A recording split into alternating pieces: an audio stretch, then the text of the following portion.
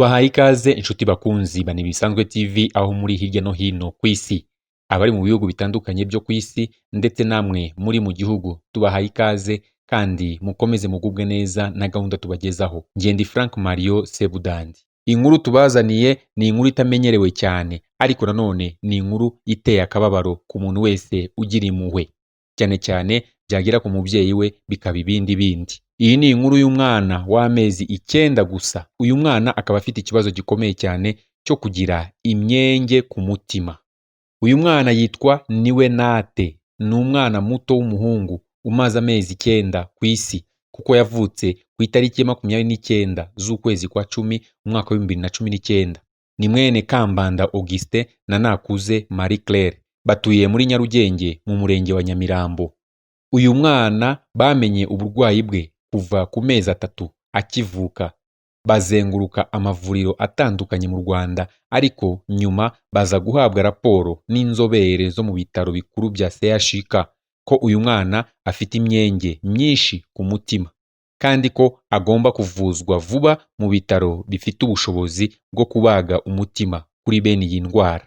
Kambanda Augustin usanzwe akora imirimo iciriritse irimo no gutera ibiraka, yavuze ko inzobere zo mu Buhinde zavuze ko uyu mwana ashobora gukira, byasaba ko abagwa kandi akitabwaho bihagije. Uyu mubyeyi avuga ko hakenewe nibura amafaranga ibihumbi 10 by'amadolari ya Amerika, hakubiyemo amafaranga yishyurwa kwa muganga, ay'amatike azabajyana, ayo kugura imwe mu miti, ayo kwifashisha mu mibereho y'umurwaza n'umurwayi, byose bikubiye hamwe. Uyu muryango kandi uvuga ko wakoze ibishoboka byose ugashakira uyu mwana ubuvuzi, bityo udufaranga bari bafite twose twagendeye mu kuvuza umwana, ndetse n'ibyo batunze bagenda babigurisha. Abo mu muryango w'uyu mwana nabo batishoboye, bamwe muri bo bagiye bamuteranyiriza, ubu bamwijeje ko bamubonera ibihumbi 650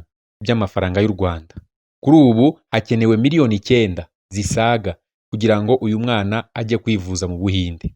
Ushizeho abamusezeranyije kumuha ibihumbi 650 y'amafaranga y'u Rwanda. Ubaye wumva hari icyo wafasha uyu mwana kugira ngo ajye kuvurirwa mu Buhinde, wahamagara cyangwa ukohereza inkunga yawe kuri iyi nomero ya telefoni igendanwa 0788464189.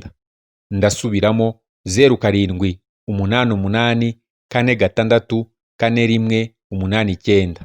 Ikaba yanditse kuri Kambanda Augustin, se w'uyu mwana. Ababyeyi b'uyu mwana barasaba umuntu wese wumva afite umutima wo kugira icyo yabafasha, uko cyangana kose, yaba amafaranga 500, yaba 100, uko yabangana kose, ko yabatabara bakabasha kuvuza uyu mwana, ubuzima bwe butabacika bareba. Ngayo nguko rero inkuru y'akababaro, reka mbyita inkuru y'akababaro kuko uyu mwana arababaye ndetse n'ababyeyi be barababaye.